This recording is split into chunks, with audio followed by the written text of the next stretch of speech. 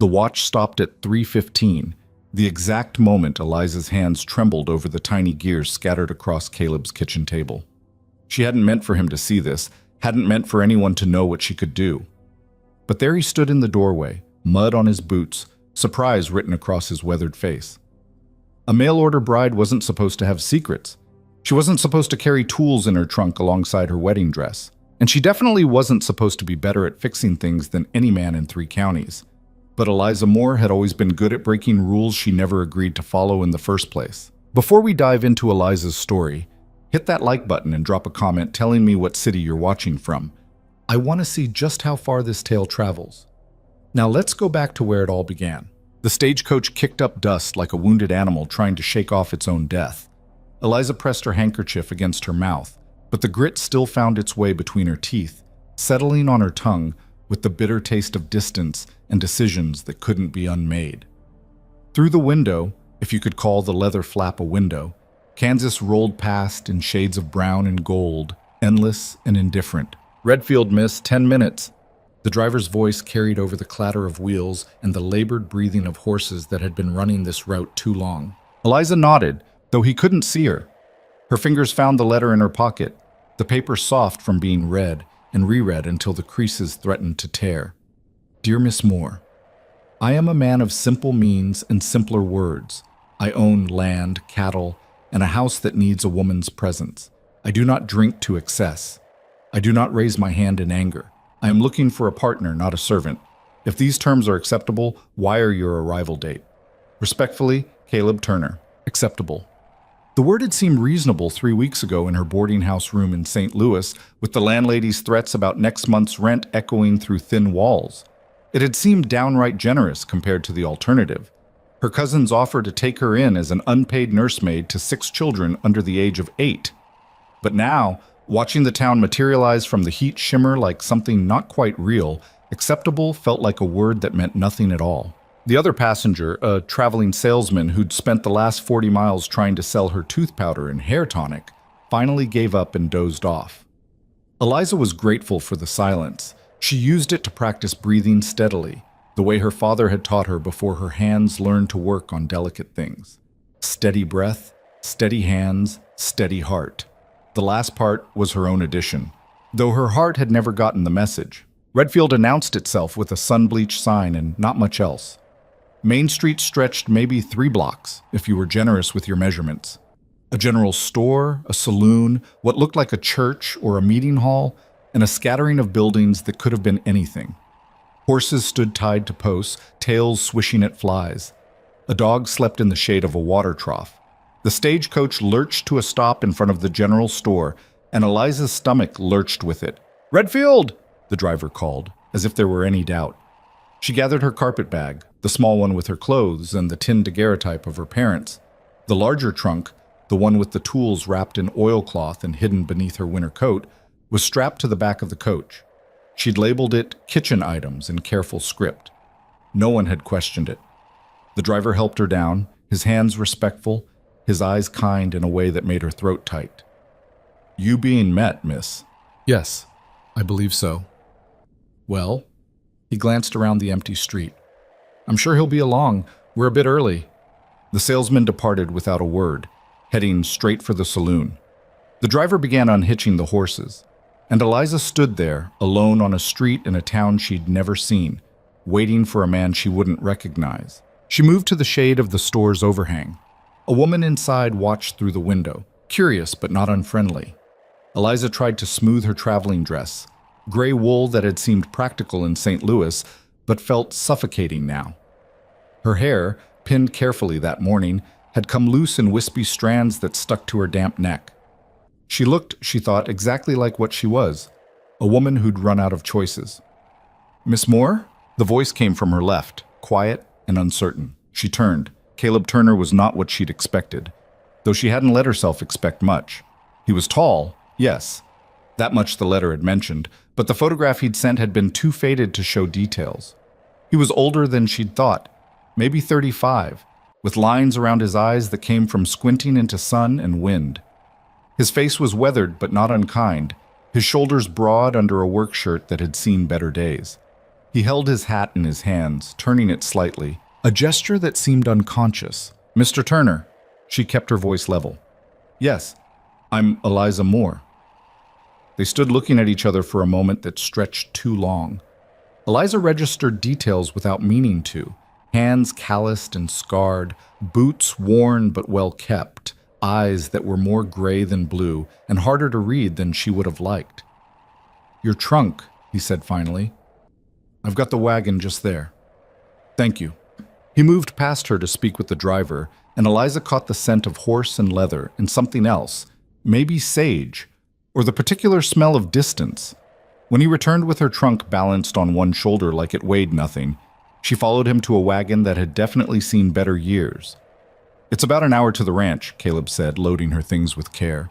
"Longer if the creek's up, but it shouldn't be this time of year." "That's fine." He helped her onto the seat, then climbed up beside her. The wagon springs creaked. The horses, two sturdy bays that looked as tired as Eliza felt, started forward without being told. They left Redfield behind in a matter of minutes. The silence between them wasn't comfortable, but it wasn't hostile either. It was the silence of two people who didn't know what to say, so they said nothing. Eliza watched the landscape roll past. It was beautiful in a stark, unforgiving way. Grass that moved like water, sky that went on forever, horizon lines that stayed stubbornly out of reach. "The letter," Caleb said abruptly. "You got my letter?" "Yes." "And the other one, the second one?" She had. It had arrived a week after the first, shorter and somehow more honest. "I should say that I'm not looking for romance or pretending. My first wife died 4 years ago. I'm not trying to replace her. I need help with the ranch and the house, and I'm willing to offer marriage in exchange for that help. If you're expecting love poetry and moonlight, you should probably take a different stage. But if you're practical and can work hard, we might suit each other well enough." "I got it," Eliza said. "Just wanted to be clear. Didn't want you thinking—" He stopped, started again. "Some men send letters full of promises they don't mean. Figured honesty was better." "I appreciate honesty." "Good." More silence. A hawk circled overhead, riding thermals Eliza couldn't see. "Can you cook?" Caleb asked. "Yes." "So?" "When necessary." "Handle a horse?" "I've never tried." He nodded, processing this. "You'll learn. It's not complicated. Animals are simpler than people mostly." "I'll try not to take that personally." It slipped out before she could stop it, that little edge of humor that had gotten her in trouble more than once. But Caleb's mouth twitched, not quite a smile, but close. "Didn't mean it that way." "I know." They passed a soddy, half-collapsed and abandoned. Then another. Signs of people who'd tried and failed to make this land give them something back. Eliza wondered if Caleb saw them or if they'd become invisible to him, part of the landscape like the grass and the sky. "Your letter," she said, surprising herself. "You mentioned your wife, if you don't mind my asking." "Fever." His voice went flat. "Winter of 72, fast and mean. Nothing anyone could do." "I'm sorry. It was a long time ago." But the way he said it made her think it wasn't long enough. The wagon hit a rut, and Eliza grabbed the seat to steady herself. Caleb's hand shot out automatically, catching her elbow, then releasing it just as quickly. "Sorry, road gets rough here." "It's all right. I keep meaning to fill these in, but then spring comes and washes them out again. Seems pointless. Like sweeping dirt floors." Exactly like that.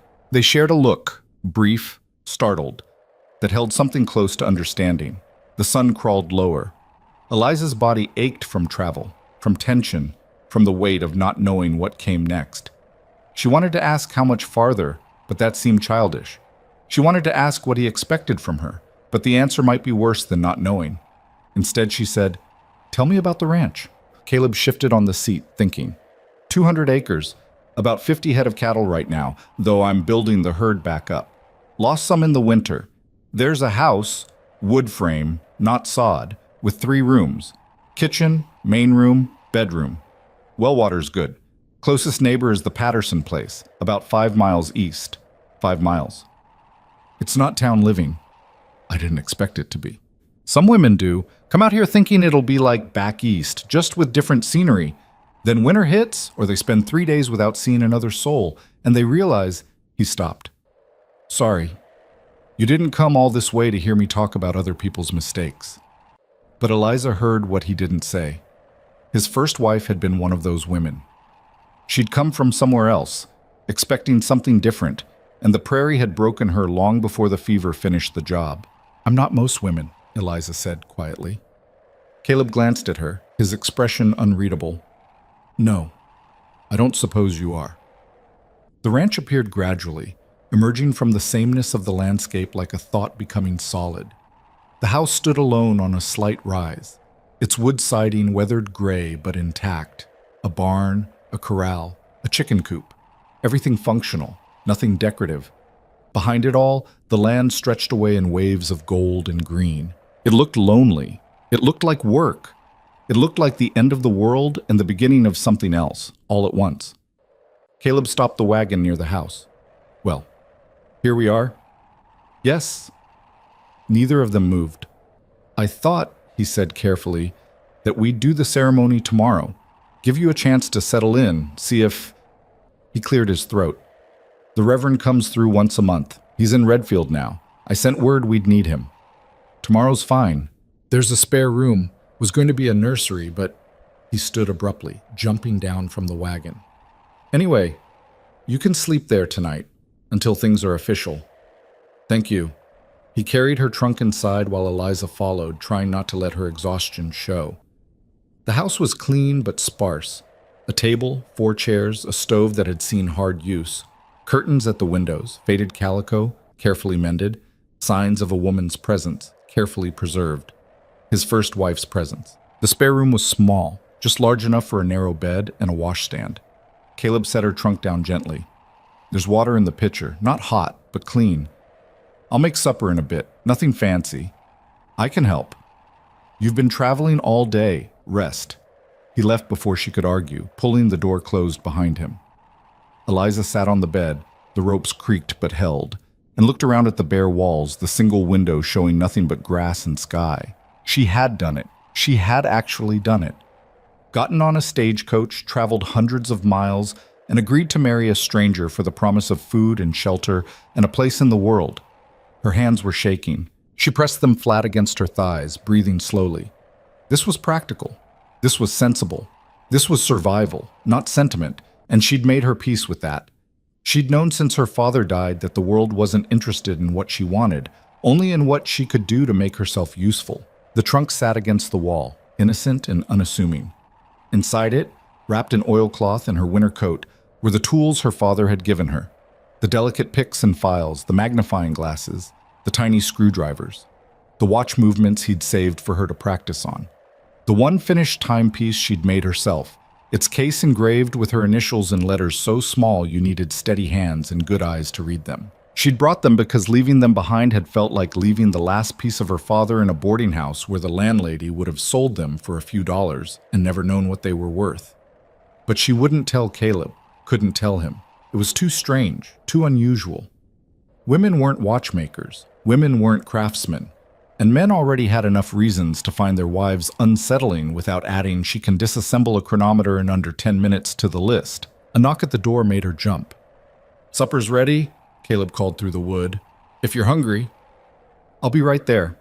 She splashed water on her face from the pitcher, tidied her hair as best she could, and went to meet the man she'd agreed to marry in approximately 18 hours. The meal was simple. Beans, cornbread, coffee that could strip paint. They ate in silence at first, the scrape of spoons on tin plates the only sound. Then Caleb said, Your family. The letter mentioned your father passed. Last year, pneumonia. Your mother? When I was 12, typhoid. He nodded. Death was common enough that it didn't require elaboration.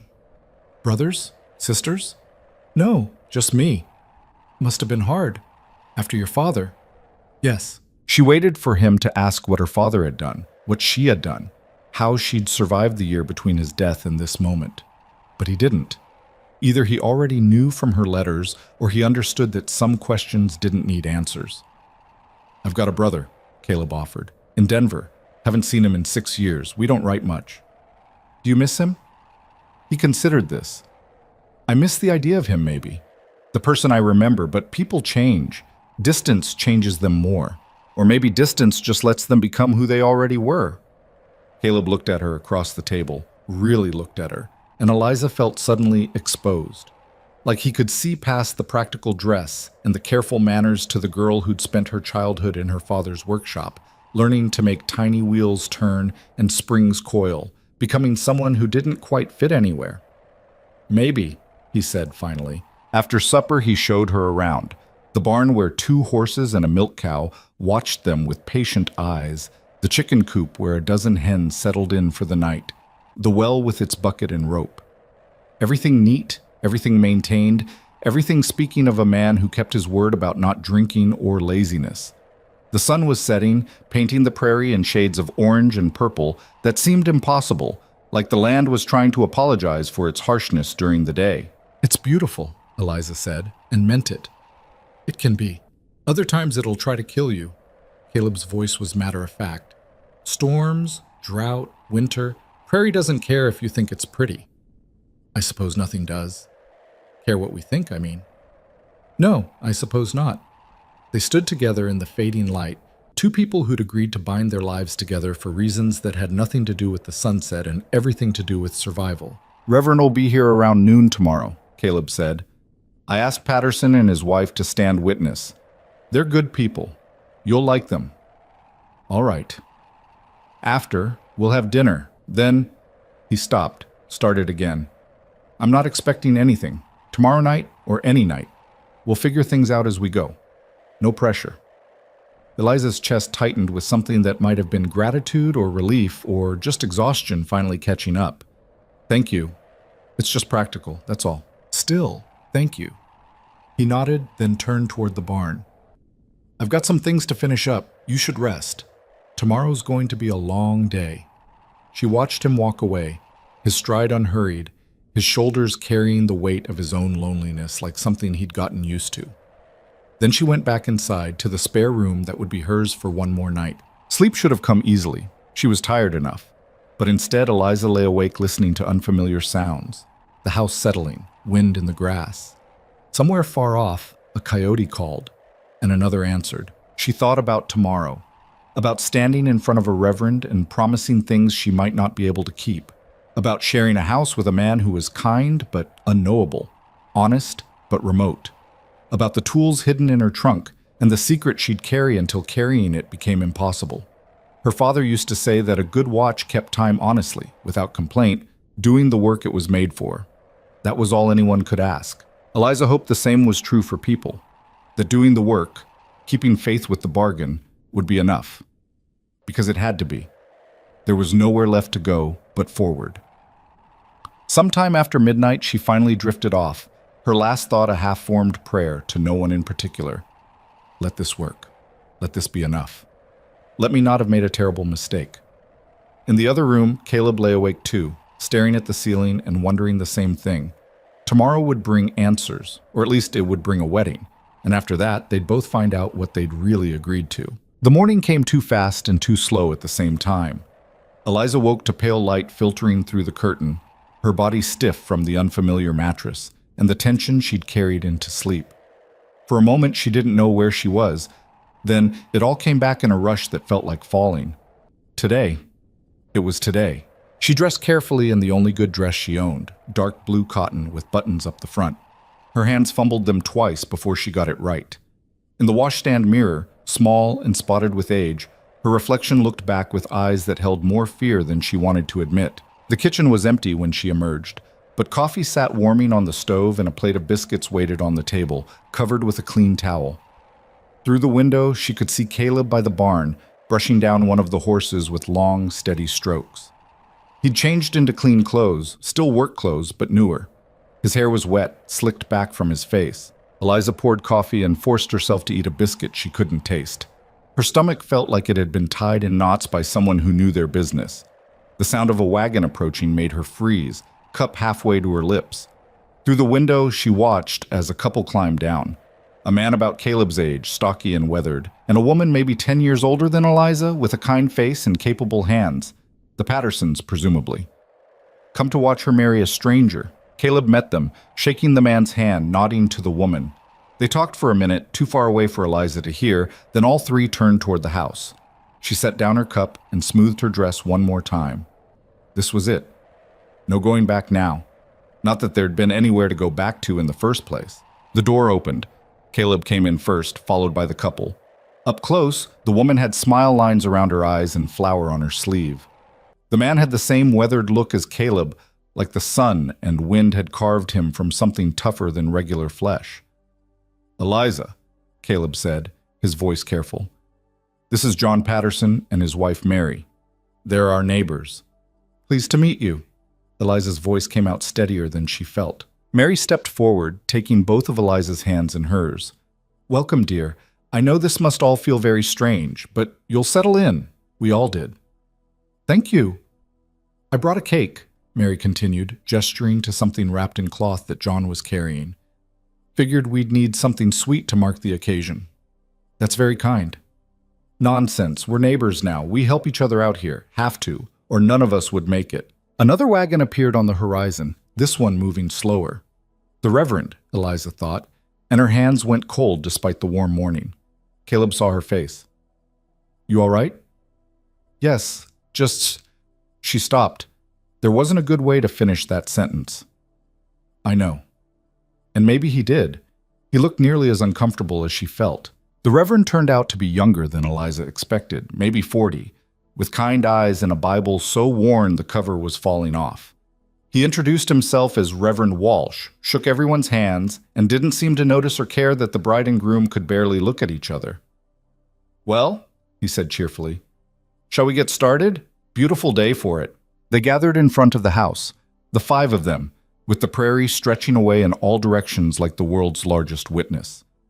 Reverend Walsh opened his Bible, found his place, and began. Eliza heard maybe half the words.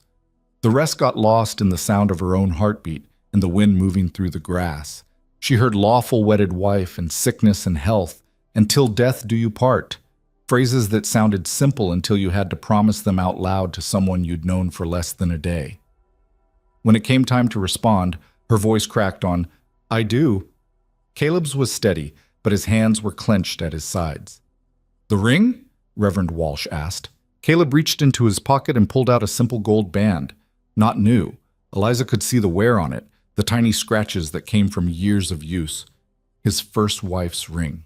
She'd known it would be, but seeing it still felt like being struck. He slid it onto her finger. It was slightly too large, spinning when she moved her hand. "I now pronounce you man and wife. Caleb, you may kiss your bride." They looked at each other, caught. The Reverend waited. The Pattersons waited. The whole prairie seemed to hold its breath. Caleb leaned in and pressed his lips to hers, brief and chaste, over almost before it began. His lips were dry. His breath smelled like coffee, and Eliza's first kiss as a married woman felt more like signing a contract than anything romantic. It was done. Mary hugged her, warm and quick. John shook Caleb's hand with a grip that looked painful. Reverend Walsh closed his Bible with a satisfied snap. "Congratulations to you both. May your life together be blessed with health and happiness." They moved inside for dinner. The cake Mary had brought, along with cold chicken and bread and preserves, someone had made last summer.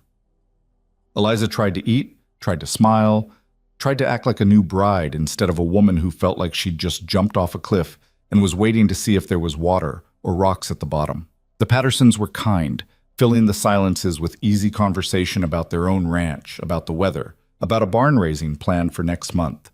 Mary kept glancing at Eliza with a look that might have been sympathy or assessment or both.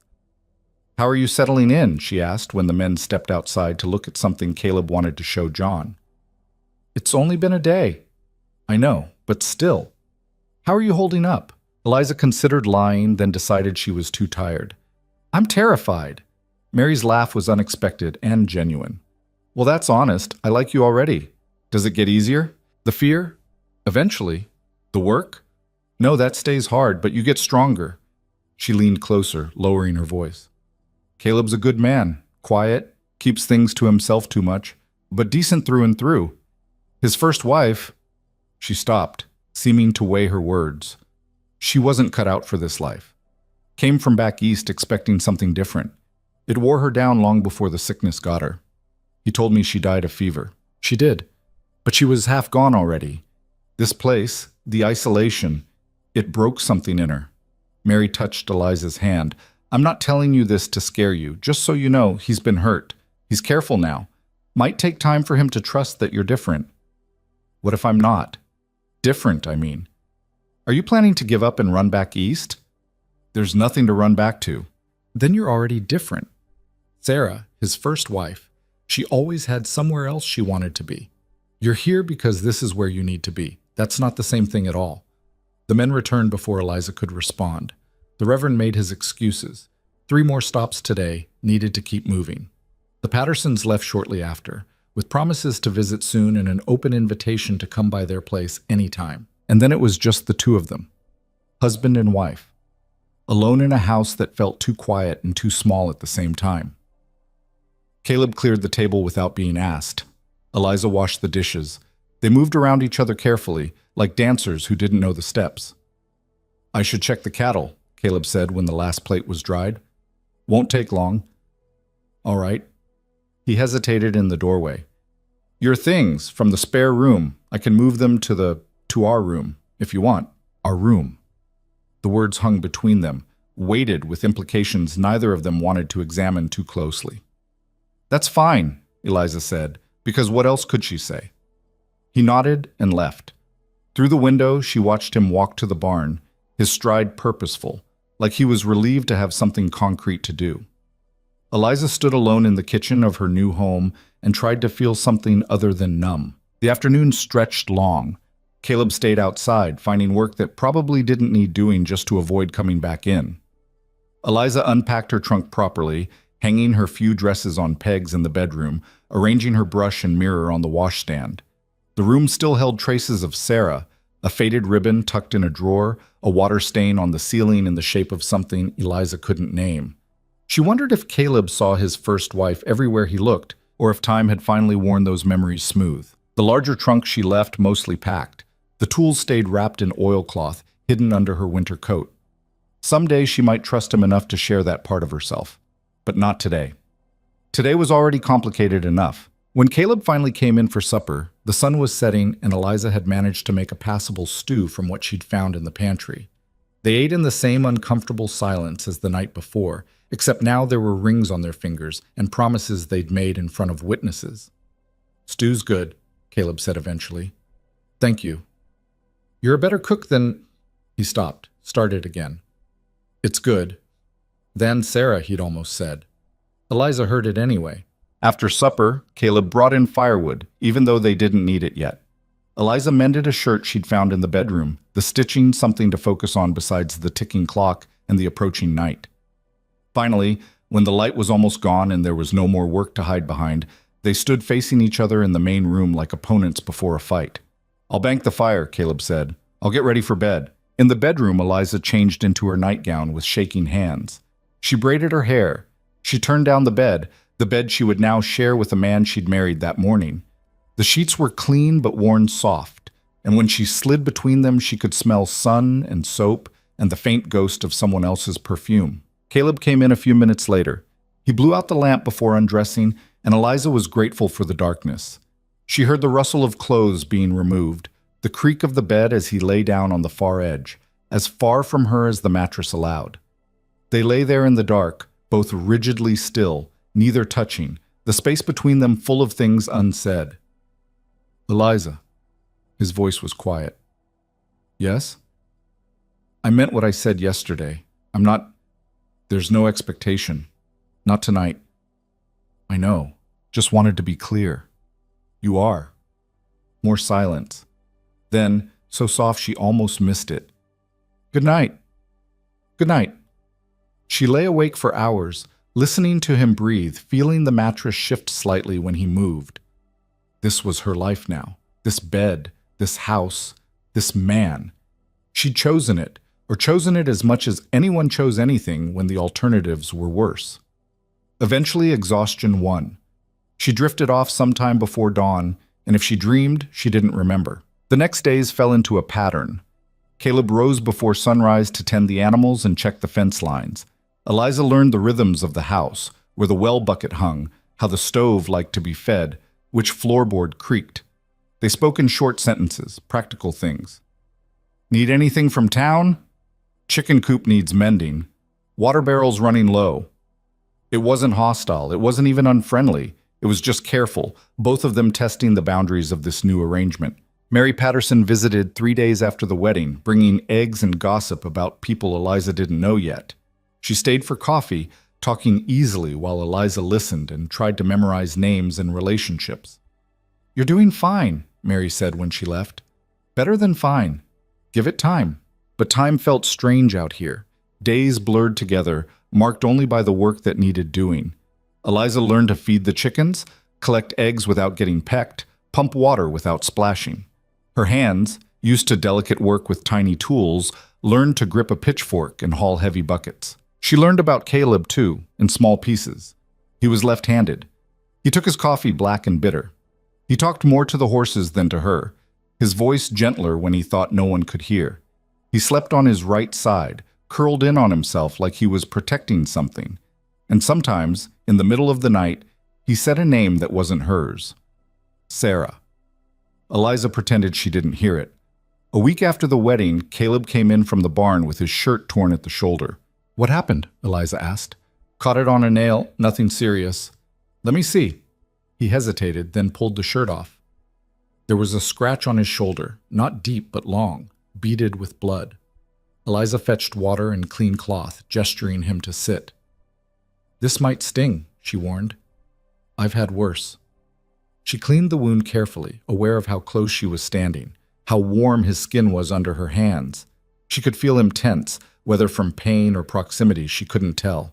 "You're good at this," he said. "My father was sickly the last few years. I learned to tend wounds." "What did he do?" "Your father?"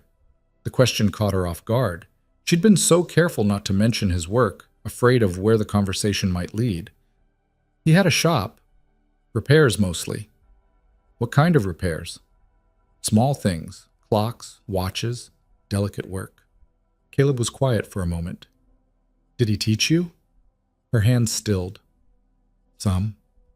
Useful skill. For a man, maybe." "Why only for a man?" "Because that's what everyone always said.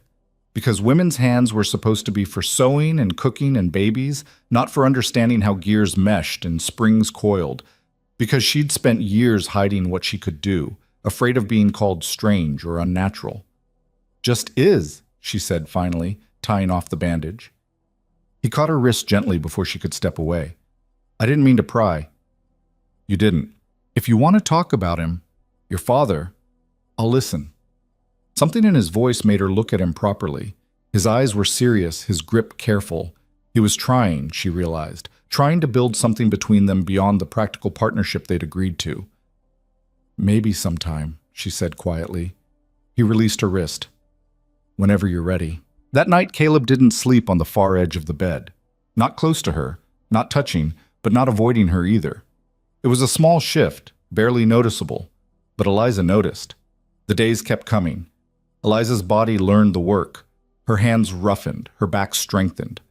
She stopped feeling breathless after carrying water from the well. She learned to read the sky for weather, to judge when the bread had risen enough, to tell which chicken was broody and which was just mean. And slowly, almost imperceptibly, she and Caleb learned each other.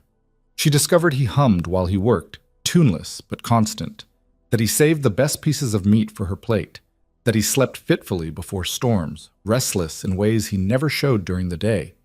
He learned that she was stronger than she looked, that she never complained, even when the work was hard, that she had a quick mind and a dry sense of humor that caught him off guard. They talked more, not about important things, not yet, but about the daily details that made up a life. Caleb told her about the land, which sections flooded in spring, where the best grass grew. Eliza asked questions, learning the things she'd need to know to survive here. "You're picking this up fast," he said one evening as they sat on the porch after supper. "Faster than—" He stopped himself. "Faster than Sarah?" He looked at her, surprised. "Mary told you about her?" "Some, and you say her name sometimes. At night." His face went still. "I didn't know that." "It's all right." "It's not, though. You're my wife now. You shouldn't have to—" He rubbed his face, frustrated. I'm sorry. You loved her. I did. But she's gone and you're here, and that's not fair to you. Eliza watched the sun sink toward the horizon, painting everything gold. My father used to say that fairness was a luxury, that most of us just had to make do with what we got. Sounds like a practical man. He was. She paused. He would have liked you, I think. Yeah. You're honest. He valued that. They sat in comfortable silence, watching the prairie change colors as the light faded. A cool breeze kicked up, carrying the scent of grass and distance. I should tell you something, Caleb said abruptly. About Sarah. About why. About what happened. Eliza waited, not pushing. She wasn't built for this. The isolation, the work, the endless sameness of it. She tried, I'll give her that. But she was miserable. Cried herself to sleep more nights than not. Begged me to sell the ranch, move to town, find different work. He leaned forward, elbows on his knees. I didn't. Told myself she'd adjust, that she just needed more time. But she never did. And then the fever came, and maybe, his voice cracked. Maybe part of her was relieved. You can't know that. I know she gave up fighting. I know I'd watch her fade a little more each day, and I didn't know how to stop it. Some people aren't meant for certain lives. That doesn't make it your fault. He turned to look at her. You really believe that? I believe you did what you could. Sometimes that's not enough, but that doesn't mean you failed. You're different from her, stronger maybe, or just more stubborn. I don't have anywhere else to go. That helps. Is that the only reason? Because you're stuck here? The question hung between them, serious in a way their conversations hadn't been before. Eliza thought about lying, about keeping things simple and safe. But Caleb had been honest with her. She owed him the same. At first, yes, but now... She paused, searching for words. It's not as terrible as I expected. The work is hard, but it's honest. And you're kind. You keep your word. That counts for something. That's a low bar. You'd be surprised how many men can't clear it. He almost smiled. I suppose that's true. A coyote called somewhere in the distance. The stars were beginning to appear, scattered across the darkening sky like someone had spilled salt. We should go in, Caleb said eventually. It'll be cold soon. But neither of them moved. They sat there a while longer, two people slowly learning that the bargain they'd made might turn into something more if they let it. That night, when they lay down in bed, Caleb's hand found hers in the dark. He didn't say anything, just held it loosely, his thumb moving slowly across her knuckles. Eliza's heart kicked against her ribs, surprised by the gesture and by how much it meant. She squeezed back, a gentle pressure that said she understood. When morning came, she woke to find him already up, the space beside her empty but still warm. Through the window, she could see him in the yard, splitting wood with steady rhythmic swings. She watched for a moment, then rose to start coffee. The weeks turned over. Summer deepened, the heat pressing down like something physical. Eliza learned to work in the early morning and late evening, resting during the worst of the midday sun. She learned which plants grew near the house, wild mint she could use for tea, sage that helped with cooking. She learned the sound of the wind through the grass, how it changed pitch before a storm. And she learned Caleb, his moods, his silences, his small kindnesses, the way he always made sure she ate first, how he mended her shoes without being asked, the careful way he touched her now, a hand at her back when she stumbled, fingers brushing hers when he passed her something. They were becoming something, not lovers, not yet, but not strangers anymore either. Partners, maybe. People who shared a life and were starting to figure out what that meant. One hot afternoon, with Caleb out checking fence lines, Eliza found herself alone in the house with time on her hands and an itch she couldn't ignore. She pulled the trunk from under the bed and unwrapped the oilcloth carefully. The tools gleamed in the light from the window, familiar and forbidden all at once. She lifted out her father's best magnifying glass, the one he'd given her when her hands got steady enough to work on hairsprings. On impulse, she went to the shelf above the stove where Caleb kept a few personal items. There was a pocket watch there. She'd noticed it her first day but hadn't touched it. Now she took it down carefully, feeling its weight in her palm. It had stopped. She could tell from the feel of it, the stillness that meant something inside had broken or wound down. She shouldn't. She knew she shouldn't.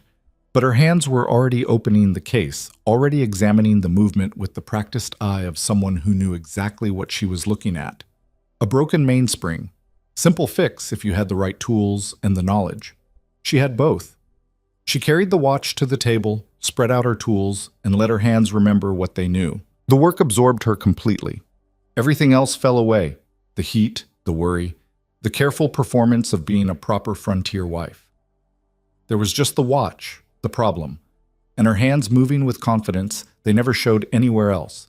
She didn't hear the door open, didn't hear Caleb's boots on the floor, didn't know he was there until his shadow fell across the table and he said, his voice strange and tight, "What are you doing?" Eliza's hands froze.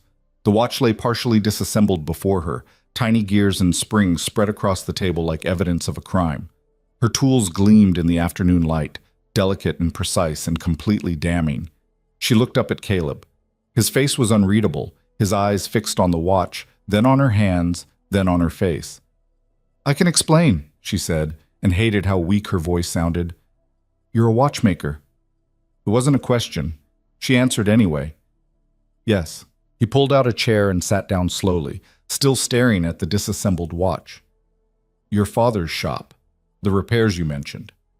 He trained me from the time I was old enough to hold the tools steady. And you didn't think to mention this? Would you have believed me? Would you have—" She stopped, pushing down the fear rising in her chest. "Women aren't supposed to do this kind of work. I learned that young enough. People either don't believe you or they think you're strange, unnatural." Caleb picked up one of the tiny screwdrivers, examining it. "How long have you been doing this?" "Since I was 8. "And you're good at it?" "Yes." He set down the tool and looked at her directly. "Show me." "What?" "The watch is broken. You were fixing it. Show me how." Eliza's hand shook as she picked up the magnifying glass. But once she started explaining, showing him the broken mainspring, describing how she'd replace it, the shaking stopped. This she knew. This she could do. Caleb watched in silence as she worked, her hands steady and sure, installing the new spring she'd fashioned from a spare in her toolkit. When she closed the case and wound the watch, it ticked to life, keeping time like it had always known how. She set it on the table between them. Caleb picked it up, listening to the steady tick, then looked at her with an expression she couldn't read. "That's remarkable," he said finally. "You're not angry?" "Why would I be angry?" "Because I lied. Because I kept this from you." "Did you lie or did you just not mention it?" "Does it matter?" "Yeah, I think it does." He turned the watch over in his hands. "This was my father's. Stopped working 2 years ago. I figured it was done for, too expensive to get fixed, too broken to bother with. And you just—" He shook his head. "How long did that take you?" 20 minutes, maybe. It wasn't complicated." "Eliza." He set the watch down and leaned forward. "Do you understand how useful this skill is? How valuable?" "I understand that most people think it's strange for a woman to—" "I don't care what most people think. I'm asking what you can do." She met his eyes, searching for judgment or disgust, and finding neither. Just curiosity and something that might have been respect. "I can repair most timepieces, clocks, watches, anything mechanical with gears and springs. My father said I had a gift for it. Steadier hands than his, better eyes." "And you've been hiding this why exactly?" "Because—" She faltered. "Because I didn't know how you'd react. Because in St. Louis, when people found out, they either didn't believe me or they treated me like I was some kind of circus act, because I thought that I'd be like them. I didn't know. I still don't know you." "Not really." Caleb sat back in his chair, processing this. Then, unexpectedly, he laughed, a short, surprised sound. "What's funny?" Eliza asked, defensive. "I spent the last month worried you'd hate ranch life, worried you'd be miserable like Sarah, counting the days until you could leave. And the whole time you've been sitting on a skill that could make you independent if you wanted. You could set up shop in town, make your own money, not need me at all." "I need—" She stopped. "I didn't marry you planning to leave." "I know, but you could. That's my point. You don't have to be here. Neither do you. You could sell the ranch, move somewhere easier. This is my home." "Well," Eliza gestured around the kitchen, "maybe it's becoming mine too." They looked at each other across the table, the watch ticking steadily between them like a tiny heartbeat. "Can I ask you something?" Caleb said. "All right. Why did you really come here? And don't say it was just because you had nowhere else to go. There's always somewhere else. What made you get on that stage?" Eliza was quiet for a long moment. When she finally spoke, her voice was soft but steady. "I was tired of hiding, tired of making myself smaller so other people would be comfortable.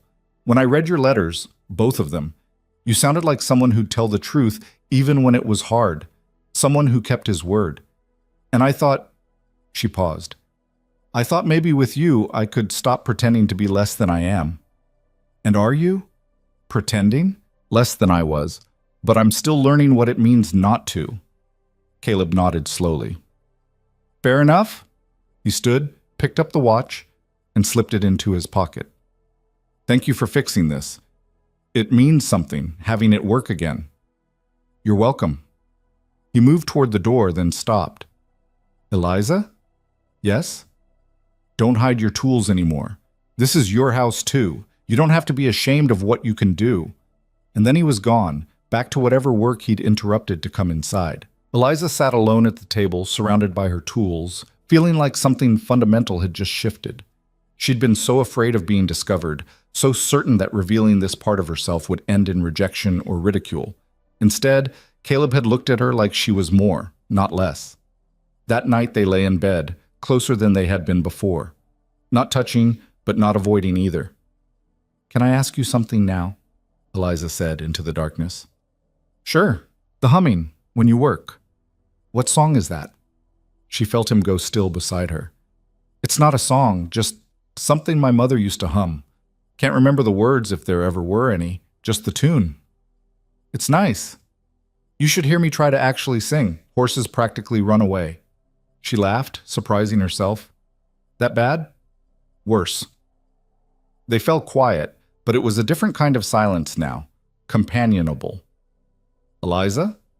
"I'm glad you came here. I'm glad you got on that stage." Her throat tightened. "Me too." "Even with the isolation, the hard work?" "Even with that." His hand found hers again in the dark, and this time when he held it, it felt like a promise of something neither of them was quite ready to name. The morning after Caleb discovered her secret, Eliza woke to find him already gone and a note on the kitchen table, weighed down by his coffee cup. Gone to town. Back by supper. See, she stood there holding the scrap of paper, trying to read meaning into 6 words.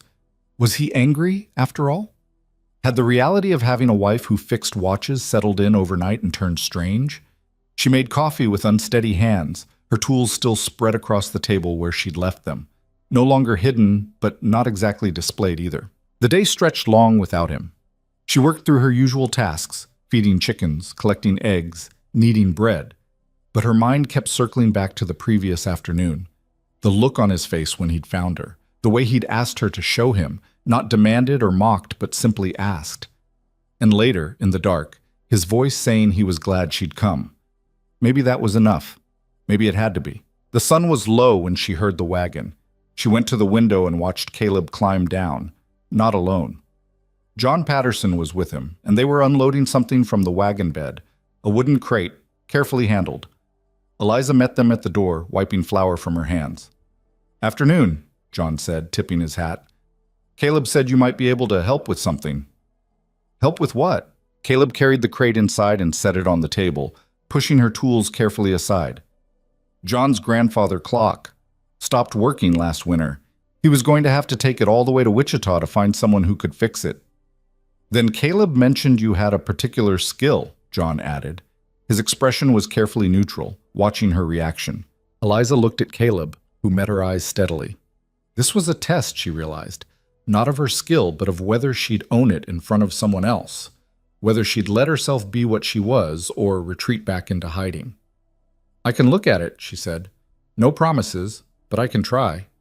John's face broke into a relieved smile. "That's all I'm asking. Mary's been after me about that clock since it stopped. Says the house doesn't sound right without it." They unpacked the clock mechanism carefully. It was quality work, maybe 60 years old, the brass tarnished, but the craftsmanship solid. Eliza ran her hands over it, feeling for what was wrong before she even looked. "When did it stop?" she asked. January, middle of that cold snap we had. Did it stop sudden or wind down slow? Wound down over a couple days, then quit altogether. She nodded, already forming theories. I'll need good light in a few hours. Can you leave it? Long as you need. Like I said, the alternative is a 3-day trip to Wichita. After John left, Caleb helped her move the mechanism to the table by the window, where the afternoon light was best. He didn't hover or question, just positioned it where she asked and stepped back. You told him, Eliza said quietly. I asked if he minded. He said if you could fix it. He didn't care if you were a dancing bear. High praise. He meant it as a compliment. She looked at him, then really looked. Why did you do this? Because hiding what you can do doesn't help anyone, because you're too good at it to keep it secret, and because, he paused, because I want you to be yourself here, whatever that looks like. Something warm unfurled in Eliza's chest, unexpected and a little frightening. Thank you. Don't thank me yet. If you can't fix it, John will probably never let me hear the end of it. But she could fix it. The problem was obvious once she got inside. A bent anchor that was catching on the escape wheel, probably from the cold making the metal contract unevenly. She had it corrected in under an hour, the clock ticking steadily by the time Caleb came back from evening chores. He stood in the doorway, listening to the measured beat. That was fast. It wasn't complicated, just needed someone who knew what to look for. And that's you. Yes, that's me. Word spread faster than Eliza expected. John must have told Mary, who told someone else. And within 2 weeks, Eliza had 3 more repair jobs waiting. A pocket watch from the general store owner in Redfield, a mantel clock from the school teacher, a delicate lady's watch that Mary herself brought over, her grandmother's, that hadn't run in 5 years. I can pay, Mary said. Whatever's fair. You brought me a cake on my wedding day, Eliza replied. Consider this trade. That cake was 50 cents of ingredients. This is skilled labor. Then bring me 50 cents of ingredients next time you visit. She fixed them all, her confidence growing with each successful repair. The work felt like coming home to a part of herself she'd locked away. Her hands remembered everything her father had taught her, and being able to use that knowledge openly, without shame or secrecy, was like breathing deeply after years of holding her breath. Caleb watched this transformation with something in his eyes that Eliza was learning to recognize, pride, maybe, or respect. He started bringing her mechanisms he found at estate sales in town, broken clocks that people were selling for parts. She'd work on them in the evenings while he mended tack or read from his small collection of books, the two of them sharing the space in comfortable quiet. One night, about a month after he'd discovered her secret, Caleb set down the harness he was working on and said, You could do this for real, you know. I am doing it for real. I mean as a business. Set up in town, charge proper rates. There's nobody doing this kind of work between here and Wichita. You could make good money. The idea was tempting and terrifying in equal measure. I'm needed here, on the ranch. You'd still live here. Just spend a few days a week in town, maybe. We could work it out. You'd be all right with that? Your wife working? My wife is working, just want to make sure she's getting paid fairly for it. Eliza set down the watch she'd been cleaning. Why does this matter to you so much? Caleb was quiet for a moment, his hands stilling on the leather. Sarah was miserable here because she had nothing of her own. Everything was about the ranch, about what I needed, what the land demanded. She felt like she was disappearing. He looked up. I don't want that for you. If you've got something that's yours, something you're good at, seems wasteful not to use it. You're not like most men. I don't know about that. Maybe I just learned from my mistakes. Maybe you're just decent. That bar is still too low. She smiled despite herself. Well, you keep clearing it anyway. The conversation shifted to other things, but the seed was planted. Over the next weeks, Eliza found herself thinking about it more and more. What would it mean to have her own income, her own enterprise? To be known for something other than being Caleb Turner's second wife? The answer came from an unexpected source. Reverend Walsh stopped by one afternoon carrying a beautiful German-made clock that had belonged to his mother. Stopped keeping time, he said apologetically. I know you're probably busy with the ranch, but Caleb mentioned you had a talent for this sort of thing. I can look at it. I can pay. Not much on a reverend's salary, but whatever you think is fair. She fixed it that evening, a simple mainspring replacement. When Walsh returned to collect it, he set $2 silver on the table. "That's too much," Eliza said. "That's what I'd have paid in Kansas City, and I'd have had to wait 3 weeks. Here, you did it in a day." He pocketed the watch. "I've been thinking. There's an empty storefront next to the general store in Redfield.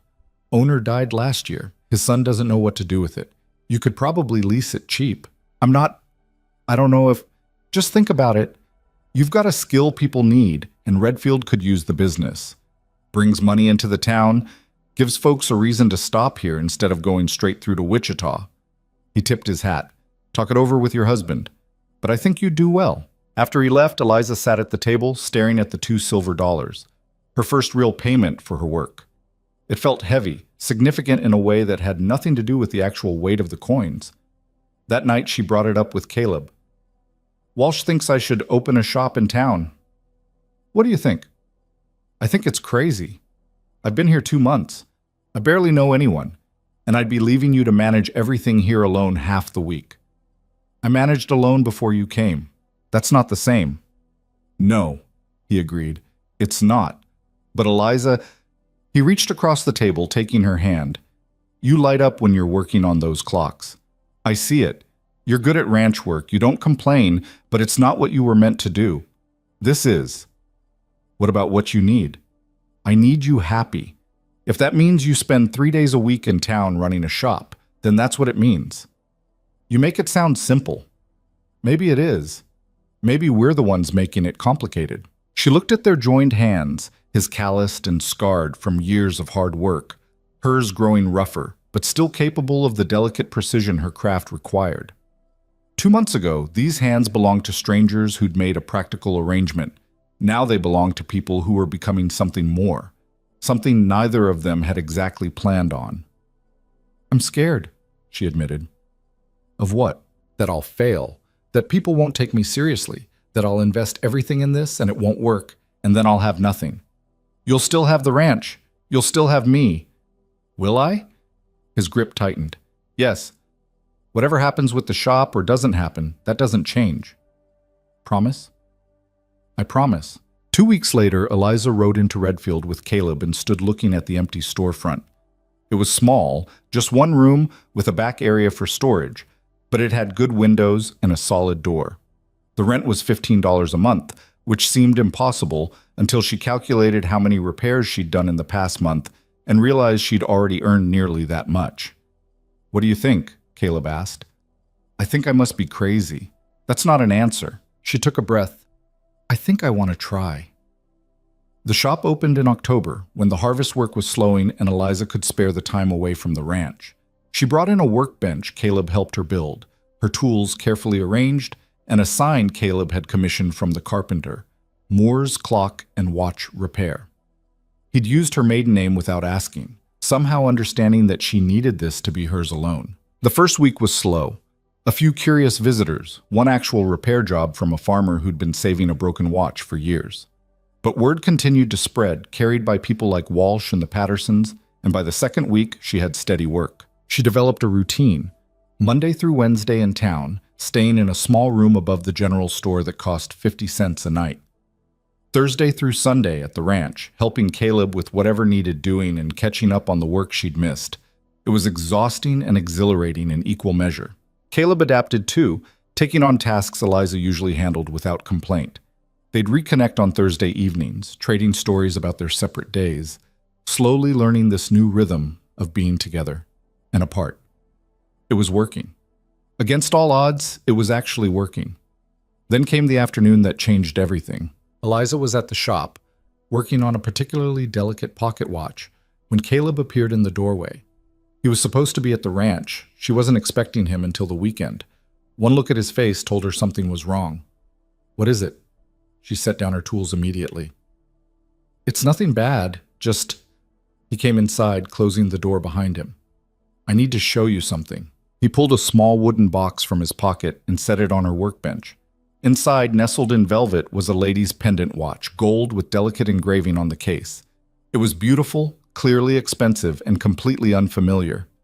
"Where did this come from?" Eliza asked. "It was Sarah's wedding gift from her mother." His voice was carefully controlled.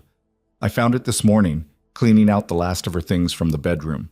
I thought I'd gotten everything years ago, but it was tucked in the back of a drawer.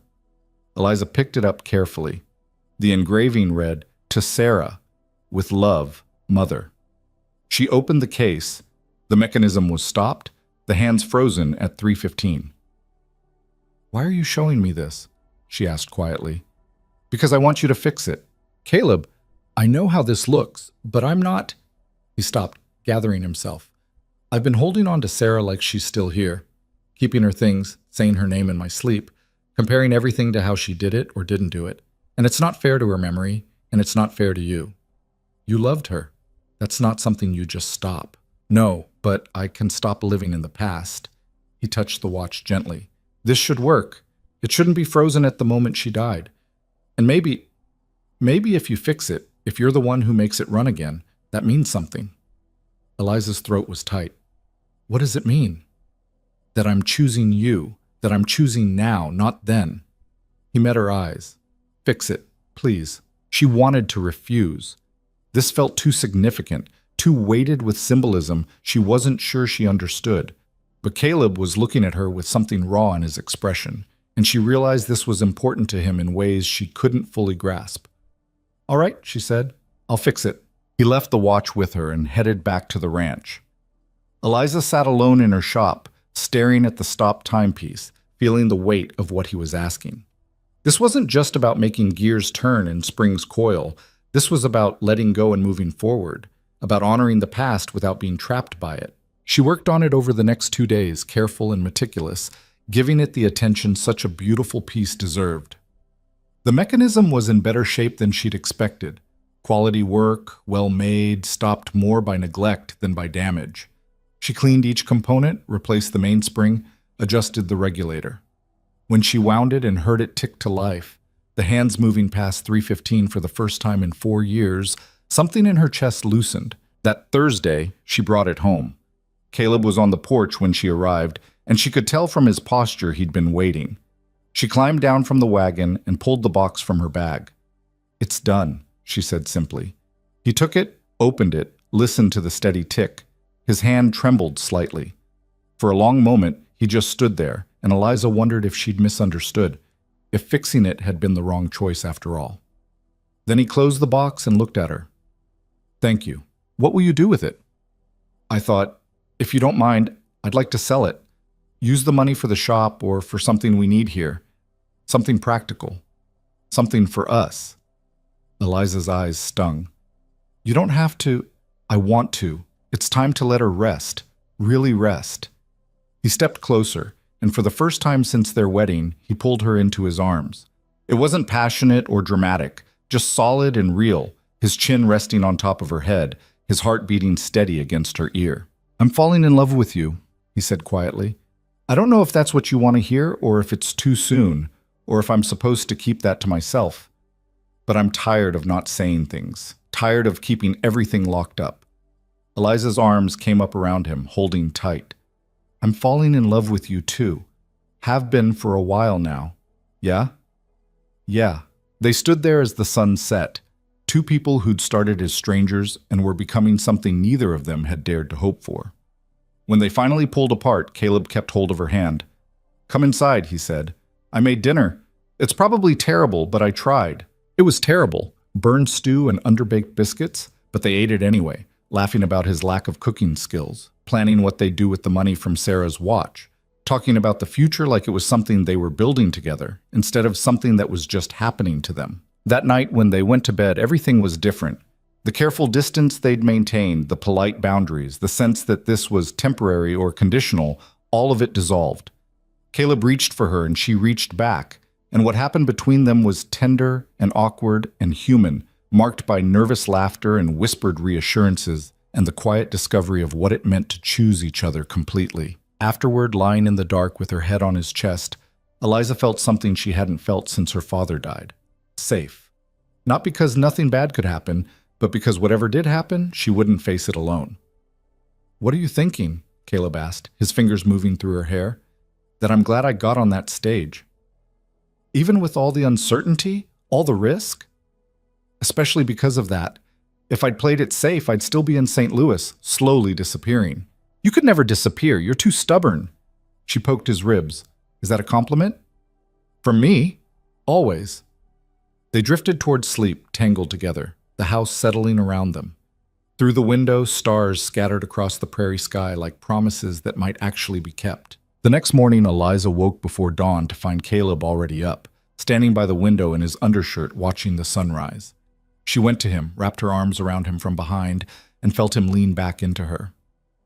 Couldn't sleep? She asked. Didn't want to. Wanted to remember this. Remember what? Being happy. Really happy. Not just content or making do. He turned in her arms, cupping her face in his hands. I thought I'd had my chance at this. Thought I'd used it up with Sarah, and that was all I got. But here you are. Here we are. Here we are, he agreed.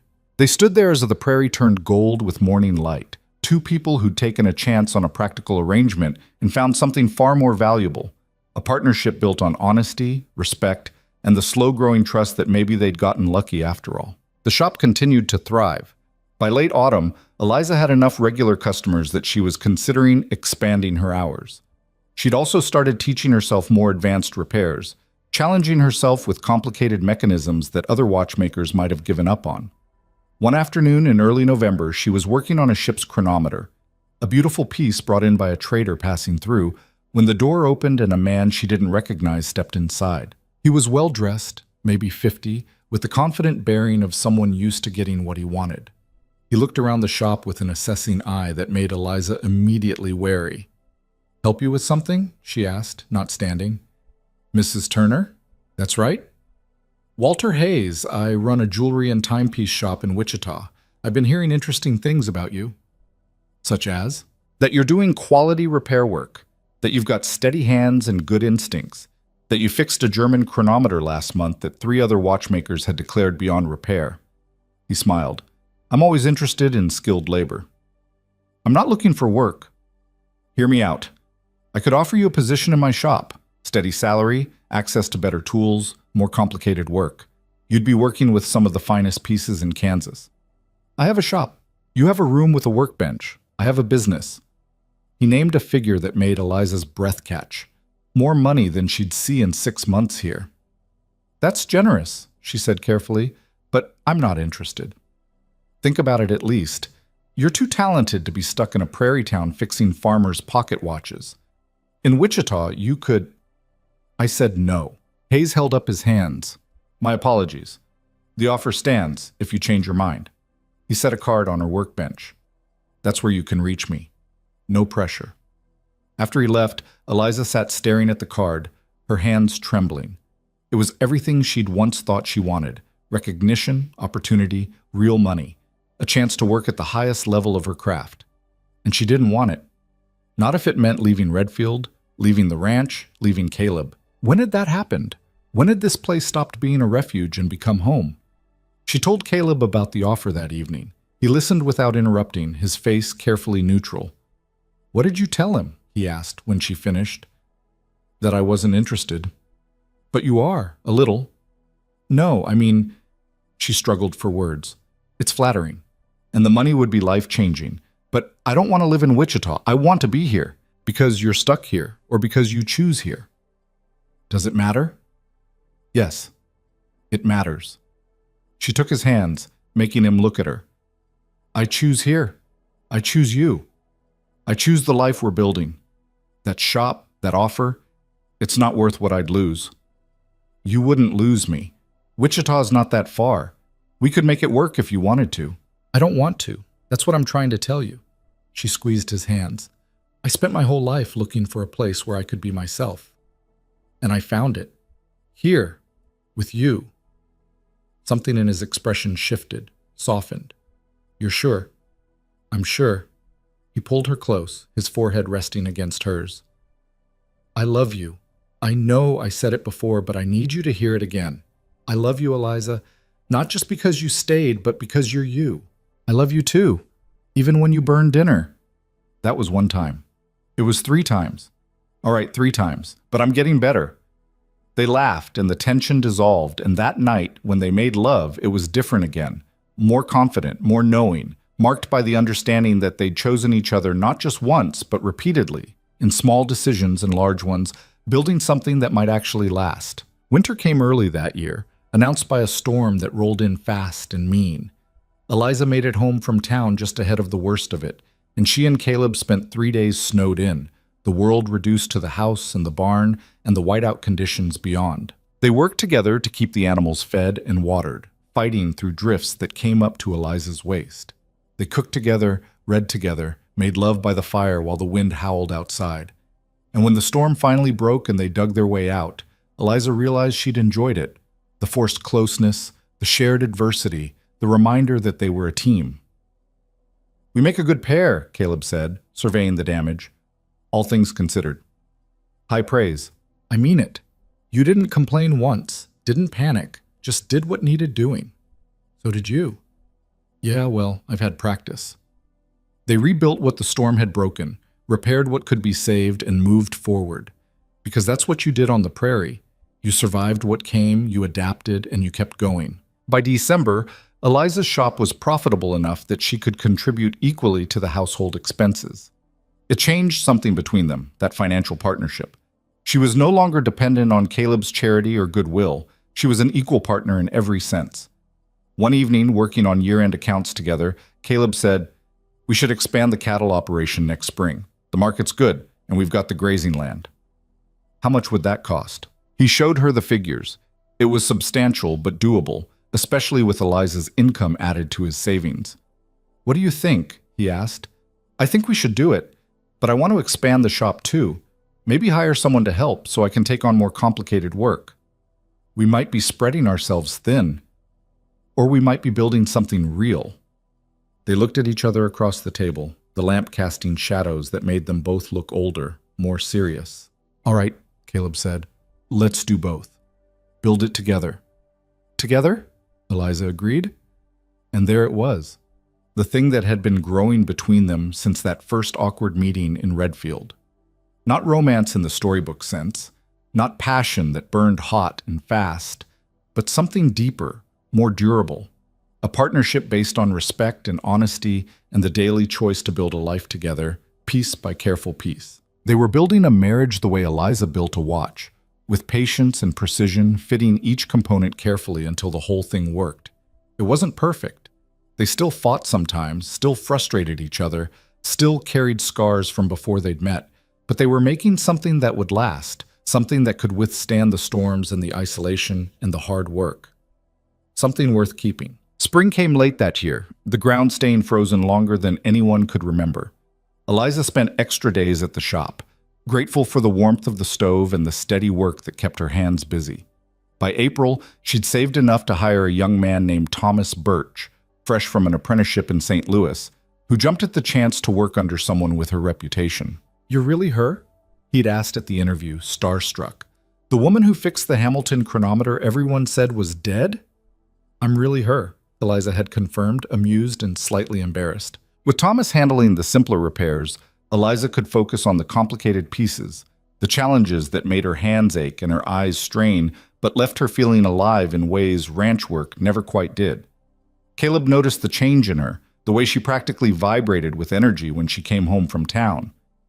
"You're happy," he said one Thursday evening, watching her unpack her tools. "I am." "Good. You should be." But there was something in his voice that made her look closer.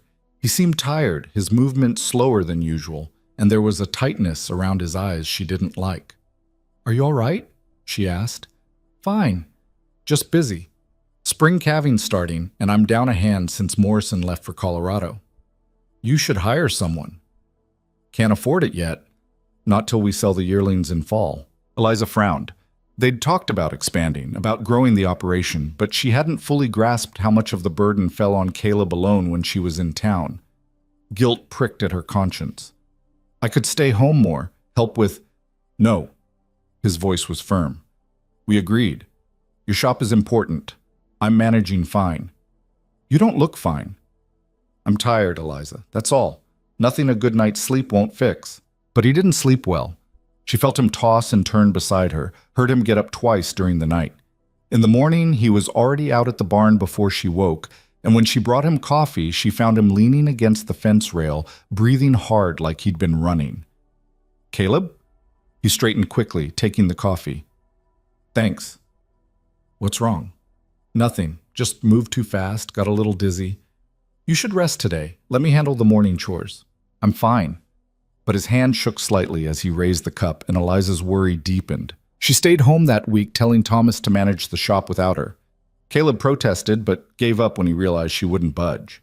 Together they worked through the calving, delivering 3 healthy calves and losing one that came breech and suffocated before they could save it. The death hit Caleb hard, harder than it should have, Eliza thought, watching him stand over the tiny body with his jaw clenched tight. "It happens," she said gently. "You can't save them all." "I know that." "Then why does this one feel different?" He was quiet for a long time. Finally, he said, "Sarah was pregnant when she died. I didn't tell you that before." Eliza's breath caught. "Caleb, she was 3 months along. We'd just started to believe it might actually happen, that we might have a child. Then the fever came and—" His voice cracked. "I lost them both." She went to him, wrapping her arms around him from behind, her cheek pressed to his back. "I'm sorry. I'm so sorry. It's been years. Shouldn't still hurt like this." "I don't think grief works on a schedule." He turned in her arms, holding her tight. "I want children with you. I know we haven't talked about it, but I do. I want a family." "So do I." Yeah. They stood there as the barn, surrounded by the smell of hay and animals, making plans for a future that felt more real than anything Eliza had imagined back in St. Louis. A future with children, with a growing ranch, with 2 businesses that supported each other. It was terrifying and wonderful, and so far from the cautious arrangement they'd started with that sometimes Eliza had to stop and remind herself this was real. But the worry didn't leave her. Caleb's tiredness persisted, along with occasional dizzy spells he tried to hide. She caught him gripping the fence rail more than once, saw him pause to catch his breath after tasks that shouldn't have winded him. When she pushed him to see a doctor, he refused. "It's just spring. Always wears me down." "This is different." "You're worrying over nothing." "Then prove me wrong. Go to town. See Dr. Matthews." "When I have time." But time kept slipping away, filled with work that couldn't wait, and problems that demanded immediate attention. A fence line down, cattle getting into the Pattersons' wheat field, a horse with an abscess that needed draining. Caleb handled it all with his usual quiet competence, and Eliza tried to believe he was right, that she was worrying over nothing. Then came the night in early May when everything changed. Eliza woke to find Caleb's side of the bed empty and cold. Through the window, she could see lamplight in the barn. She pulled on her robe and went to investigate, her bare feet cold on the packed earth. She found him collapsed against the barn wall, his face gray, breathing in shallow gasps. "Caleb!" She dropped to her knees beside him. "What happened?" "Just dizzy. Needed air. You're freezing. How long have you been out here?" "Don't know. Hour, maybe." "An hour." He'd been out here struggling while she slept, too stubborn or too frightened to call for help. Anger and fear warred in her chest. "We're going to the house. Now!" She got under his arm, taking as much of his weight as she could manage. He didn't protest, which scared her more than anything else. Caleb never accepted help unless he had no choice. She got him inside, into bed, piled blankets on top of him. His skin was clammy, his pulse too fast. She built up the fire, heated water for tea he couldn't keep down, and sat beside him through the rest of the night, watching his chest rise and fall, and praying to anyone who might listen that she wouldn't lose him. By morning, the worst had passed.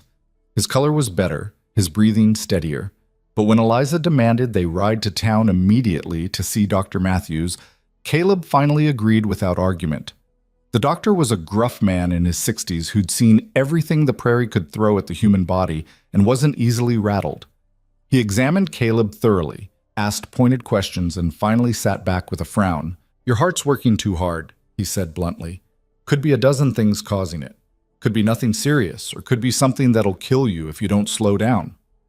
"Can you fix it?" Caleb asked. "I can give you medicine that might help, digitalis from foxglove, but mainly you need to rest. No heavy work for at least a month." "That's impossible.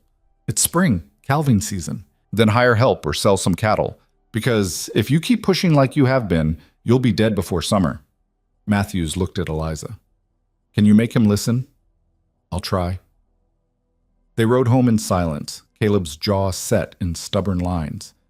Eliza knew what he was thinking. They couldn't afford to hire help, couldn't afford to reduce the herd, couldn't afford to lose a whole season's work, but they also couldn't afford to lose him. I'll close the shop, she said finally. What? No. For a month, maybe 2. Thomas can handle the basic repairs, and anything complicated can wait. Eliza, we need that income. We need you alive more. I'm not dying. You heard what Matthews said. If you don't rest, I'll rest. But you're not closing the shop. We worked too hard to build it. And we'll build it again if we have to. But right now, you're more important. They argued about it for the rest of the day, both of them exhausted and frightened and too stubborn to give ground. Finally, as the sun set and they sat across from each other at the dinner table, barely touching the food Eliza had prepared, Caleb reached across and took her hand. I'm scared, he admitted quietly. Me too. What if Matthews is right? What if it's serious? Then we'll deal with it, together. I don't want to leave you. Not now. Not when things are finally... He stopped, his grip tightening.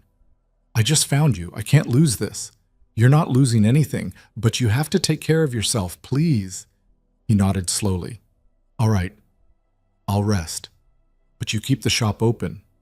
We compromise. I stay home 3 weeks out of 4. Thomas runs things in town, and I go in 1 week a month to handle the complicated work. 2 weeks a month. 3. Deal. They shook on it, a solemn gesture that would have been funny under different circumstances. Then Caleb pulled her around the table and into his lap, holding her like she might disappear if he let go. I love you, he said into her hair. If I haven't said it enough, I love you. You've said it plenty, but I never get tired of hearing it. The next weeks were strange, the usual rhythms of their life disrupted.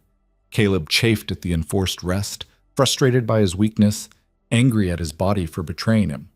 Eliza took over most of the ranch work, hiring a boy from town to help with the heavy tasks. She was exhausted by the end of each day, her hands too tired to do delicate work even when she had time. But slowly, grudgingly, Caleb improved. The medicine helped, and the rest helped more. His color came back, his breathing steadied, the dizzy spells became less frequent. By the end of May, he was well enough to argue about doing light chores, and by June, he was back to half strength. I'm not an invalid, he grumbled when Eliza tried to stop him from fixing the chicken coop. No one said you were. You're treating me like I'm made of glass. I'm treating you like someone who collapsed in a barn 6 weeks ago and scared me half to death. He set down his hammer and came to where she stood, pulling her into his arms. I'm sorry. I know this has been hard on you. It's been hard on both of us. Yeah, but you've been carrying most of it. The ranch, the shop, worrying about me. That's too much. We're partners? That's what partners do. Still, I appreciate it. She pulled back to look at him. You're really feeling better? I am, I promise, and I'm following Matthew's orders. Mostly. Caleb. I'm taking the medicine. I'm resting when I need to, but I can't just sit around forever. A month ago, you could barely stand without getting dizzy. A month ago is not today. They found a new balance, slower and more careful than before. Caleb did less physical work but managed the ranch operations, making decisions about which cattle to sell, when to move them to new pasture, which improvements were priorities. Eliza split her time between the ranch and the shop, grateful for Thomas's steady competence in town. And gradually life began to feel normal again, or at least a new kind of normal. One where they both understood how fragile everything was, how quickly it could all disappear. One evening in late June, they sat on the porch watching the sunset, as had become their habit. The land was green with summer growth, the cattle fat and healthy in the distance. I've been thinking, Caleb said. Dangerous, he smiled, about expanding the house, adding on a room or two. For what? For children. When they come. Eliza's hand went automatically to her stomach. She'd suspected for a couple weeks now, but hadn't said anything, afraid to jinx it, afraid it might be false hope. But she was late, and her body felt different in ways she recognized from helping enough women to know the signs. Caleb, she said carefully, I think we might need that room sooner than you expect." He went very still. "Are you saying to—" "I'm saying I'm about 6 weeks along, if I'm counting right." For a moment, he didn't react. Then his face broke into a smile so wide it transformed him, made him look younger and lighter than she'd ever seen him. "You're sure?" "Not completely, but pretty sure." He stood, pulling her up with him, spinning her in a careful circle before setting her down and cupping her face in his hands. "A baby. We're having a baby." "We are. If everything goes right." "It will. It has to." He kissed her, tender and reverent. "You're going to be a mother." "And you're going to be a father. Again." The shadow that crossed his face was brief but visible. Sarah's lost pregnancy, the child he'd never gotten to hold. But then he shook it off, choosing joy over grief. "This is different," he said firmly. "You're different, stronger. And I'm going to be here for all of it this time. You better be, because I have no idea what I'm doing." "Neither do I. We'll figure it out together." They spent the rest of the evening making plans, imagining a future with a child running around the ranch, learning to ride horses, maybe even learning to fix watches. It felt distant and immediate at the same time, this new life they were creating. But the prairie had a way of reminding you that nothing was certain, that disaster could arrive without warning on a clear summer day. It came in August, when the heat was oppressive and the grass was dry as tinder. Eliza was home, her pregnancy now obvious enough that traveling to town had become uncomfortable. She was in the kitchen, preparing dinner, when she smelled smoke. At first she thought it was something on the stove, but the smell was too strong coming from outside. She went to the window and saw it, a black smudge on the horizon, spreading fast. Prairie fire. Her heart kicked into overdrive. Caleb was out checking fence lines, miles away. The fire was moving toward them, pushed by the wind that had been building all day. She ran outside, trying to judge the distance. A mile, maybe 2. Not enough time to wait for Caleb.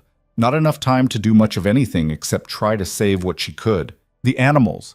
She had to get the animals secured, keep them from panicking and running into the fire.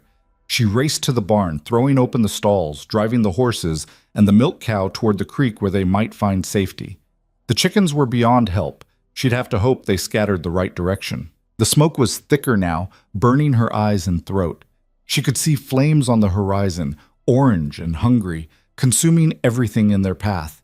She grabbed blankets, soaked them in the water trough, draped them over the barn roof, hoping it might help. Then she heard hoofbeats.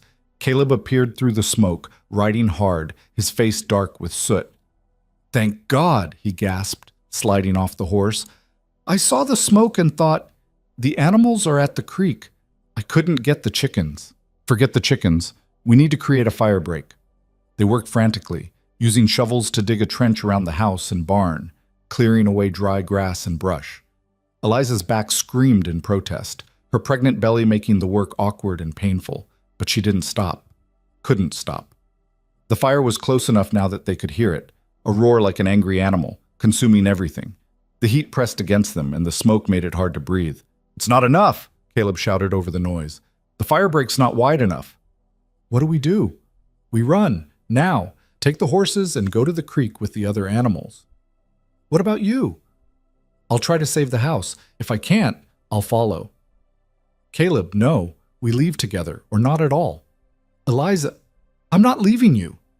He looked at her, seeing the terror in her face, and his resolve crumbled. All right, we go together." They mounted the horses and rode hard for the creek, the fire chasing them like something alive and vengeful.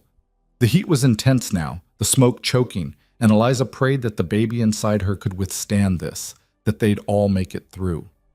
They reached the creek just as the fire crested the hill behind them. The water was shallow, but wide enough to provide protection, and they drove the horses into it, watching as the flames swept past on either side. It was beautiful and terrible at once, the fire painting the sky orange and red, the smoke blotting out the stars. Eliza stood in the water beside Caleb, both of them soaked and shaking, and watched their home disappear into the inferno, or at least she thought it would disappear. But as the fire moved past, as the worst of it rolled on toward the Patterson place and beyond, she saw that the house still stood, scorched and smoking but intact, protected by the fire break they'd dug and sheer luck. The barn was gone. The chicken coop was gone. but the house remained. Caleb's shoulders shook, and Eliza realized he was crying. Silent, racking sobs that came from somewhere deep.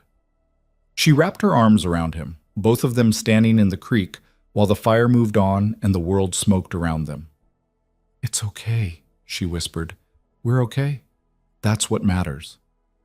I almost lost you, both of you. But you didn't. We made it." They stayed in the creek until the fire was far enough away to feel safe, then returned to survey the damage. The house was blackened, several windows broken from the heat, but structurally sound. The barn was just charred timbers and ash. "We can rebuild," Eliza said, looking at the ruins.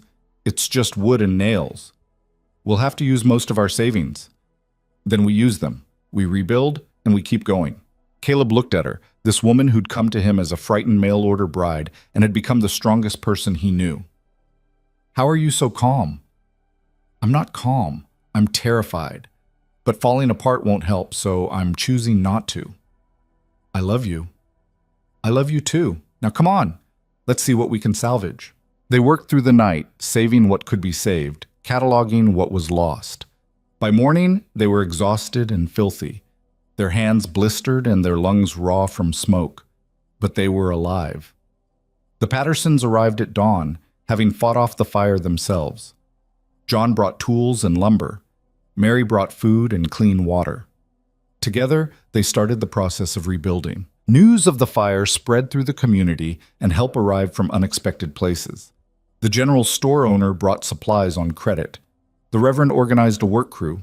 Even Thomas came out from town, bringing Eliza's tools. He'd thought she might need something familiar to hold on to. "You didn't have to do this," Eliza said, fighting tears. "Of course I did. You gave me a chance when no one else would. This is the least I can do." Over the next weeks, a new barn rose from the ashes of the old one. It was smaller, more practical, but solid. The house was repaired, the broken windows replaced. And slowly, life returned to something approaching normal. Except nothing was normal anymore. Eliza's pregnancy progressed, her belly growing round and tight. Caleb's health remained stable but fragile, requiring careful management. The ranch operated at reduced capacity, the savings they'd planned to use for expansion now spent on rebuilding. But they had each other. And somehow, that made everything else bearable. One evening in September, as they sat on the porch watching the sunset, a ritual they'd returned to despite everything, Caleb said, "I've been thinking about names." "For the baby?" "If it's a boy, I'd like to name him after your father, if you'd be all right with that." Eliza's throat tightened. "You don't even know his name." "So tell me." "Thomas. Thomas More. Thomas Turner. I like that." "What if it's a girl?" "Then you choose. Something strong. Something that sounds like someone who could survive anything." Eliza thought about it, running through possibilities. "What about Grace? Not because she'll be graceful, but because we need to remember Grace. To be gentle with ourselves and each other." "Grace Turner." Caleb tested it, then nodded. "Perfect."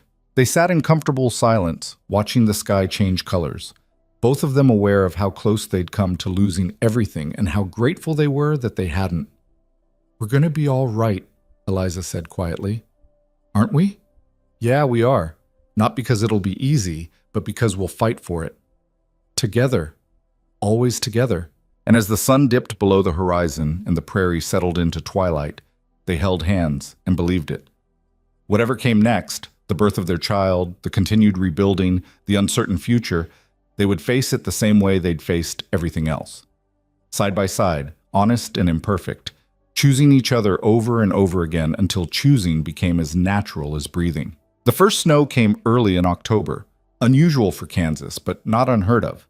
Eliza stood at the window watching fat flakes drift down, one hand resting on her swollen belly where the baby kicked and turned restlessly. She was 7 months along now, moving slowly, her back aching constantly, but grateful to have made it this far. Behind her, Caleb stoked the fire, then came to stand beside her, his arm settling around her shoulders. "You're thinking too hard," he said. "I'm always thinking." "About what?" "Everything. The baby. Whether we'll have enough hay to get through winter, if the new barn roof will hold under heavy snow, whether I'm ready to be a mother." "Nobody's ever ready. You just do it." "That's not reassuring." He kissed her temple. You'll be fine. Better than fine. You're the most capable person I know. I fix watches. That doesn't translate to raising children. Both require patience, steady hands, and the ability to figure out how things work. Seems pretty similar to me. She leaned into him, grateful for his certainty even when she had none of her own. The baby kicked hard, and Caleb's hand moved to join hers, feeling the movement. Strong, he murmured. Takes after the mother. Or stubborn. Could take after either of us on that count. They stood there watching the snow accumulate, both aware that this winter would test them in new ways. The rebuilt barn was functional, but not as warm as the old one. Their savings were depleted, and soon there would be a baby, helpless and demanding, changing everything they'd built. Mary Patterson visited the next day, bringing a cradle her own children had outgrown and enough knitted baby clothes to outfit twins. "You don't have to do this," Eliza protested, overwhelmed by the generosity. "Yes, I do. We take care of each other out here. That's how we survive." Mary set the cradle by the fire, running her hand over the worn wood. "This has held 4 babies safe. It'll hold 1 more." "Thank you." "How are you feeling? Really?" Eliza considered lying, then decided Mary would see through it anyway. "Scared, excited, terrified, grateful, all at once. That sounds about right." Mary settled into a chair with a sigh. "Caleb doing all right? John said he's been pushing himself pretty hard with the rebuilding. He says he feels fine. I'm not sure I believe him." "Men are terrible at admitting weakness. You know that already." "Doesn't make it less frustrating." Mary laughed. "No, it doesn't, but he's got you watching over him. That counts for something." After Mary left, Eliza found herself staring at the cradle, trying to imagine an actual baby in it. Her baby. Caleb's baby. The reality of it still seemed impossible some days. She went to the bedroom and pulled out the trunk that held her tools. She hadn't done any delicate work in weeks. Her hands shook too much from exhaustion, and her vision seemed slightly off, probably from the pregnancy. But she needed to touch them, to remember that part of herself. Thomas was managing the shop beautifully. He'd written that business was steady, that he'd taken on 2 apprentices of his own, that customers still asked about her but understood she'd return after the baby came. If she wanted to return, that is, he'd be honored to buy her out if she preferred to focus on family. The offer was generous and tempting. She could sell the shop, use the money to rebuild the ranch operations, stay home and focus on being a wife and mother. It was what most women did, what she was supposed to want. But the thought of giving it up made her chest tight with something like panic. "What are you doing?" Caleb asked from the doorway. "Just thinking." "About the shop? How did you know?" "You get a certain look. Like you're working through a complicated problem." He came to sit beside her on the bed. "Thomas made you an offer, didn't he?" "How do you, He asked me first if I thought you'd be interested. Wanted to make sure he wasn't overstepping." Eliza looked at him. "What did you tell him?" "That it was your decision, not mine, not his, yours." "But what do you think I should do?" Caleb was quiet for a moment, choosing his words carefully. "I think you should do whatever makes you happy. If that's selling the shop and staying home, fine. If that's going back to work after the baby comes, also fine. I didn't marry you to trap you in any particular life. Most husbands wouldn't feel that way. I'm not most husbands, and you're definitely not most wives." He touched her belly gently. "This baby is going to have a mother who can build things, fix things, run a business. That's not a bad example to set. Even if I'm not there every day? Even then, maybe especially then." He paused. "My mother worked, took in laundry, mending, whatever would bring in money. I never thought less of her for it. If anything, I admired her for doing what needed doing instead of what people expected." Eliza leaned her head against his shoulder. "I don't want to choose between being a mother and being a watchmaker." "Then don't. Do both. Badly at first, probably, because everything's bad at first, then better, then maybe even good. You make it sound simple. It's not simple, it's just possible. There's a difference." 2 weeks later, Eliza woke in the middle of the night to wetness and a tightening pain that made her gasp. For a moment she didn't understand, then realization hit like cold water. "Caleb!" She shook his shoulder. "Caleb, wake up!" He was up instantly, lighting the lamp. "What's wrong?" "The baby's coming." His face went pale. "Now? It's too early." "Tell that to the baby." "I'll get Mary. You stay here, don't move. I'm not going anywhere, just hurry. He was out the door before she finished speaking, riding hard for the Patterson place. Eliza tried to stay calm, breathing through contractions that were already coming faster than she'd expected. Too fast. This was happening too fast.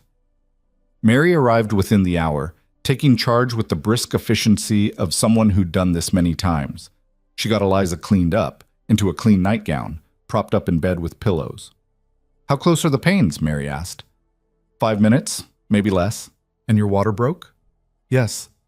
Mary felt Eliza's belly, her expression serious. This baby is in a hurry. First ones usually take their time, but not this one.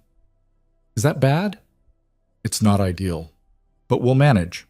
She turned to Caleb, who hovered in the doorway looking terrified. I need hot water, clean towels, and you need to stay calm. Can you do that? Yes. I think. Maybe. Good enough. Get moving. The labor was hard and fast, nothing like the long, slow process Eliza had been told to expect. Pain came in waves that left her gasping, and somewhere in the middle of it she understood why women died doing this, why Sarah had been afraid. But Mary was there, steady and sure, coaching her through each contraction. And Caleb was there too, holding her hand, wiping her face with cool cloths, whispering encouragement even though his voice shook. You're doing so good, he kept saying. So good, Eliza. Almost there. Don't lie to me, she gasped between contractions. I'm not lying. Mary says, I can hear Mary myself. I know what almost means. Despite everything, he almost smiled. There she is. There's my stubborn wife. The baby came just before dawn. A girl, small but loud, with a shock of dark hair and Caleb's gray eyes. Mary wrapped her in a clean blanket and placed her in Eliza's arms, and the world narrowed to that tiny face, those searching eyes, those impossibly small fingers. Grace, Eliza whispered. We're calling her Grace. Caleb sat beside them, his hand trembling as he touched his daughter's head. She's perfect. She's tiny, but healthy. Strong lungs, that's for sure. Mary bustled around cleaning up, giving them privacy. I'll check on you both in a few hours. Right now, you all need to rest. After Mary left, Caleb and Eliza sat in bed with Grace between them, too amazed to sleep despite their exhaustion. The baby's eyes drifted closed, her breathing settling into the steady rhythm of sleep. We made this, Caleb said quietly. You and me. We made a whole person. Terrifying, isn't it? Completely. They watched Grace sleep, both of them overwhelmed by the responsibility of keeping this tiny creature alive and safe.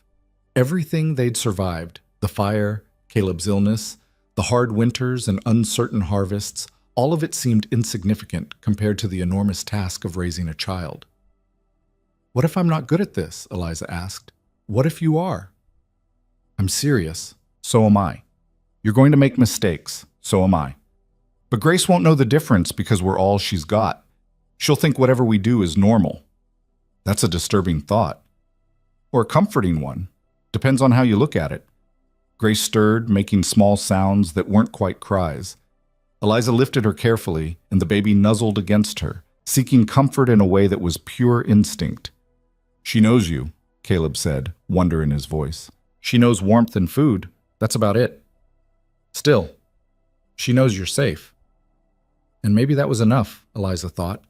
Maybe being safe was the most important thing she could offer this small person who hadn't asked to be born into a world of prairie fires and hard winters, and parents who were making everything up as they went. The first weeks were brutal. Grace cried constantly, day and night blurring into an exhausted haze. Eliza's body ached from the birth, her breasts sore from nursing, her mind foggy from lack of sleep. Caleb helped where he could, walking the floor with Grace when she wouldn't settle, handling ranch work with one hand while holding the baby in the other. I don't know how people do this multiple times, Eliza said one night after Grace had finally fallen asleep. I can barely survive one. We're surviving, though. That counts. Does it? Or are we just stumbling through? Most people are just stumbling through. They're just better at hiding it. Mary visited regularly, bringing food and advice and occasionally taking Grace for a few hours so Eliza could sleep. The community rallied around them in ways that still surprised Eliza. Casseroles appeared on their doorstep. Firewood was stacked without them asking. Someone fixed a loose board on the porch while they weren't looking. This is what people do, Mary explained when Eliza tried to thank her. We take care of each other because out here, we're all we've got. By the time Grace was 2 months old, some semblance of routine had emerged. She slept for longer stretches, cried less, and occasionally smiled, real smiles, not just gas, that made all the sleepless nights worth it. Eliza started thinking about the shop again. Thomas wrote regularly with updates, always ending with reassurances that she should take whatever time she needed. But the thought of going back, of using that part of her brain again, was increasingly appealing. "What if I went to town for 1 day a week?" she asked Caleb one evening. "Just Wednesdays." "You could manage Grace for 1 day, couldn't you?" "We'd figure it out." "You're sure?" "Eliza, you've been patient with me. Let me be patient with you now. If you need the shop, go back to the shop." "I don't need it. You do need it. And that's fine. Grace needs a mother who's happy more than she needs a mother who's present every single minute." So Eliza returned to the shop just 1 day a week at first, leaving detailed instructions and enough milk for Caleb to feed Grace. The first time she left was agony. She made it halfway to town before nearly turning back. But she forced herself to continue, and when she sat down at her workbench, picked up her tools, and felt that familiar focus settle over her, she knew she'd made the right choice. Caleb managed, sometimes barely, sometimes with Grace screaming the entire day, but he managed. And Eliza came home renewed, ready to be a mother again, able to appreciate Grace's small smiles and growing awareness instead of just surviving the endless cycle of feeding and changing and soothing. "How was she?" Eliza would ask. "Terrible, wonderful, mostly terrible." Caleb would hand over the baby, exhausted but grinning. "Your turn." They were figuring it out, messily, imperfectly, but genuinely. Winter deepened, snow piling high around the house. The new barn held up well under the weight, the animals stayed healthy, and Grace grew steadily, hitting milestones that Eliza recorded in a small book Mary had given her. One evening in January, with Grace asleep in her cradle and snow falling heavy outside, Caleb pulled out the account books. "We need to talk about next year," he said. "All right. The cattle operation is stable but not growing. The shop is doing well, according to Thomas. But we're not saving much, and if we want to expand, either the ranch or your business, we need to make decisions." Eliza had been thinking about this too. What if we partnered with the Pattersons? Combined operations, shared expenses? "I thought about that. John mentioned it last month, actually. Said they're getting older, their boys aren't interested in ranching, and they could use the help. Would that work?" "Financially, yes. We'd pool resources, split profits. It would free me up to help you with the shop, or let you expand into other towns." They talked through the details, making plans that stretched into the future. A future that looked different than either of them had imagined back when Eliza first stepped off that stagecoach in Redfield. Bigger, more complicated, but also richer. Spring came again, as it always did. Grace was nearly 6 months old, sitting up on her own, grabbing at everything within reach. Eliza had expanded her shop days to 2 per week, and Thomas had taken on more responsibility, essentially running the day-to-day while she focused on the complex work. The partnership with the Pattersons was formalized, papers signed, operations combined. It meant less income immediately, but more stability long-term, and it meant Caleb wasn't working himself to death trying to manage everything alone. One warm afternoon in May, Eliza was at the shop when a familiar figure appeared in the doorway. Walter Hayes, the man from Wichita who'd tried to hire her away years ago. "Mrs. Turner," he said pleasantly. "It's been a while." "Mr. Hayes, what brings you to Redfield?" "You, actually. I heard you were back at work and I wanted to make another offer. I'm still not interested in moving to Wichita. That's not what I'm offering. I want to buy watches from you, custom pieces, high-end work. You'd make them here, I'd sell them in Wichita and take a commission, your name on every piece." Eliza set down her tools. "You want to sell my work? I've seen what you can do. That chronometer repair, the custom pieces you've made for local clients. You're wasted on simple repairs. You should be creating." He named a figure per piece that made her breath catch. "That seems high." "That's what the market will bear. People pay for quality, and you make quality." He leaned forward. "Think about it. No pressure, but this could be real money, enough to expand, hire help, maybe even open a second location if you wanted." After he left, Eliza sat staring at the business card he'd left behind. This was bigger than she'd ever imagined, not just fixing things, but creating them. building a reputation beyond this small town, making a name for herself based purely on skill. She told Caleb about it that evening, expecting him to be cautious or concerned. Instead, he got excited in his quiet way. You should do it. It would mean more time away, more work. It would also mean security, a real future for Grace. Maybe more children if we're lucky. He took her hands. You've been holding yourself back since we met, always making yourself smaller to fit into what you think this life should be. But what if you didn't? What if you just let yourself be as big as you actually are? I don't know how to do that. Yes, you do. You've been doing it piece by piece. First the shop, then hiring Thomas, now this. Each time you're scared, and each time you do it anyway. She looked at him, this man who'd started as a stranger, become a partner, and turned into the person who believed in her more than she believed in herself. What did I do to deserve you? She asked. Got on a stagecoach, took a chance. Everything else just followed. Eliza accepted Hayes's offer.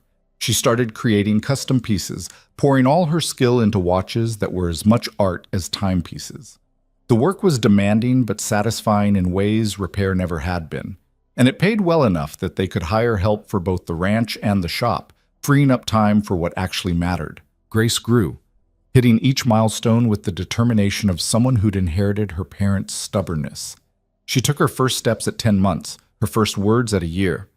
Mama and Papa, and inexplicably, Cow. That's your influence, Eliza told Caleb. I'm choosing to take it as a compliment. They were happy. Not in some fairy tale way where everything was perfect, but in the messy, complicated way of real people building a real life. They fought sometimes, usually about Caleb taking on too much or Eliza working too late. They struggled with money, with exhaustion, with the endless demands of ranch life and business ownership and parenthood. But they also laughed. They made love on lazy Sunday mornings when Grace napped. They sat on the porch in the evenings, watching the prairie change with the seasons, making plans and sharing silence in equal measure. When Grace was 2, Eliza got pregnant again. Another girl, born in the spring, who they named Ruth after Caleb's mother. And 2 years after that, a boy, Thomas, as promised, though they called him Tommy to avoid confusion with Thomas Birch. The house expanded to accommodate them all. The shop expanded too, eventually opening a second location in Wichita with Thomas managing the Redfield shop and Eliza splitting time between both. The ranch prospered under the partnership with the Pattersons, and when John and Mary finally retired, Caleb and Eliza bought them out, giving their neighbors enough to live comfortably in town. Years passed. Grace started helping in the shop, showing an aptitude for delicate work that made Eliza's heart swell. Ruth was all Caleb, quiet and steady, happiest with the animals. Tommy was his own person entirely, curious about everything, never content to sit still. There were hard years too, a drought that nearly broke them, another prairie fire, less severe but still terrifying. Caleb's heart condition flared up periodically, reminding them that time was precious and uncertain. But they survived everything the prairie threw at them, held together by the partnership they'd built and the love they'd chosen over and over again. On their 20th anniversary, Caleb gave Eliza a watch he'd commissioned from a craftsman in Denver. It was beautiful, the case engraved with a scene of the prairie, grass and sky and a single house on the horizon. Open it, he said. Inside, along with the mechanism, was an inscription. To Eliza, who took a chance on a stranger and built a life. With all my love, C. It's beautiful, she said, her voice thick. You're beautiful. Still. After 20 years and 3 children and everything we've been through. He touched her face gently. I'd do it all again, every hard moment, every struggle, as long as I got you at the end. Even when I'm stubborn? Especially then. They stood together in the house they'd built and rebuilt, surrounded by the evidence of their life. Children's drawings on the walls, tools on the table, ledgers showing businesses that thrived through sheer determination. It wasn't the life either of them had imagined, but it was the life they'd created together, piece by careful piece. Grace appeared in the doorway, 14 now, and too much like Eliza for comfort. Mama, there's a watch in the shop that's giving me trouble. Can you look at it? What's the problem? The balance spring keeps catching. I've tried everything. Let me see your hands. Eliza examined Grace's fingers, noting the slight tremor. You're frustrated. That's what's causing the shake. Take a break. Come back to it fresh. But the customer needs it tomorrow. Then I'll finish it. You've done good work so far.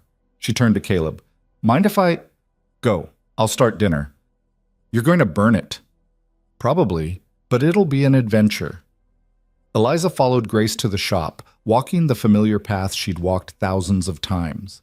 The evening light was golden across the prairie, and somewhere in the distance she could hear Ruth singing to the horses, Tommy laughing at something only he understood. This was her life.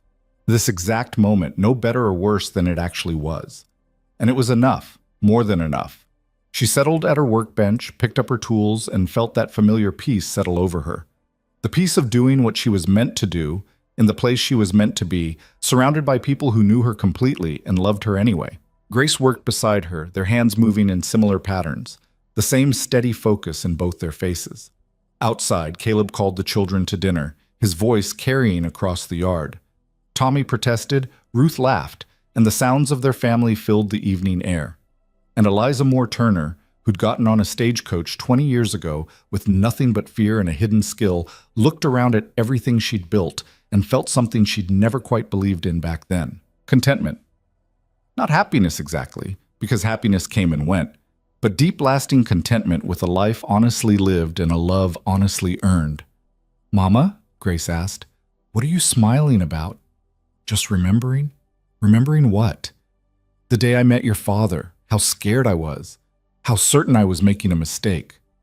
But you weren't. No, I wasn't. Eliza touched the watch at her neck, feeling its steady tick against her skin. Sometimes the scariest choices turn out to be the right ones. You just have to be brave enough to see them through. Grace considered this, then returned to her work. And Eliza did the same, her hands steady and sure, fixing what was broken and making it whole again, just like she'd been doing all along. The years continued their steady march. Eliza and Caleb grew older together, their hair graying, their hands more gnarled, their bodies slowing down in ways they both pretended not to notice. But they were still them, still partners, still in love, still building the life they'd chosen. Their children grew up and made choices of their own.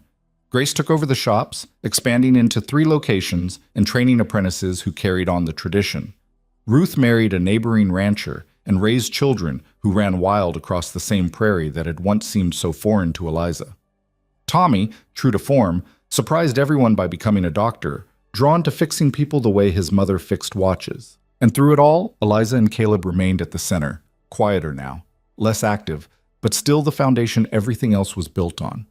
One evening in their 70th year, they sat on the porch as they had thousands of times before.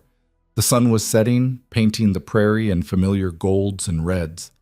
Caleb's hand found Eliza's automatically, their fingers interlacing with the ease of 5 decades of practice. No regrets? He asked quietly. About what? Any of it.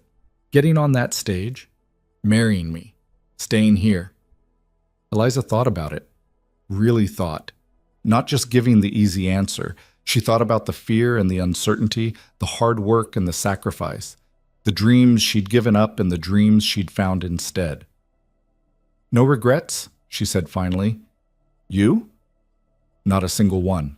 They sat in companionable silence, watching the day fade into night.